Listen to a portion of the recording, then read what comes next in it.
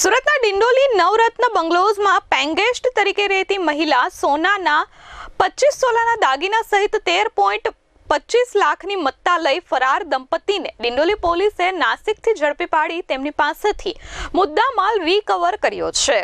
સુરતના ડિંડોલીના નવરત્ન બંગલોઝમાં પેંગેસ્ટ તરીકે રહેતા દીપક નનવરે ગત 13 એપ્રિલના રોજ નોકરીએ ગઈ હતી।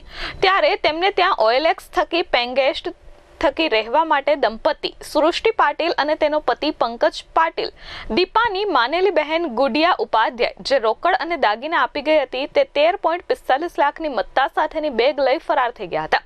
દીપાએ તેમનો સંપર્ક કરવા પ્રયાસ કર્યા હતા પણ તેમના ફોન બંધ હતા। બાદમાં पंकजे तेओ मैसेज કર્યો હતો कि हाय दीपाजी, अर्जेंट में घर खाली करना पड़ा। आज पुलिस घर पर छापा मारने आने वाली थी। मेरे खिलाफ 12 केसेस है, इसलिए भागने के अलावा कोई ऑप्शन नहीं था। आपका बैग देने के लिए कॉल किया लेकिन लग नहीं रहा था। आप बैग का टेंशन मत लेना, महीने के अंदर मेरा मैटर शांत हो जाएगा और बैग दे के जाऊंगा। तब तक फोन બંધ रहेगा तो टेंशन मत लेना। जो कि બાદમાં બેગ આપી નહોતી। દીપાએ આ અંગે દંપતી સહિત 3 વિરુદ્ધ ડિંડોલી પોલીસ મથકમાં ફરિયાદ નોંધાવતા પોલીસે તપાસ હાથ ધરી હતી। આ દરમિયાન ટેકનિકલ સર્વેલન્સમાં તેઓ સાતારા હોવાનું જાણવા મળતા ડિંડોલી પોલીસ ત્યાં પહોંચી હતી પણ તેઓ હાથ લાગ્યા નહોતા। પણ તે સમયે જાણવા મળ્યું કે તેઓ કારમાં ફરતા રહે છે। આથી પોલીસે તે દિશામાં તપાસ હાથ ધરી હતી અને આખરે તેઓ નાસિકમાં રહેતા હોવાનું જાણવા મળતા સૃષ્ટિ પંકજ પાટીલ અને પંકજે સુભાષ પાટીલને ઝડપી પાડી તેમની પાસેથી સોનાના દાગીના, ચાંદીના 4 બિસ્કિટ, રોકડ, કાર અને 6 મોબાઈલ ફોન મળી 13,89,000 થી વધુ રૂપિયાનો મુદ્દામાલ કબજે કર્યો હતો।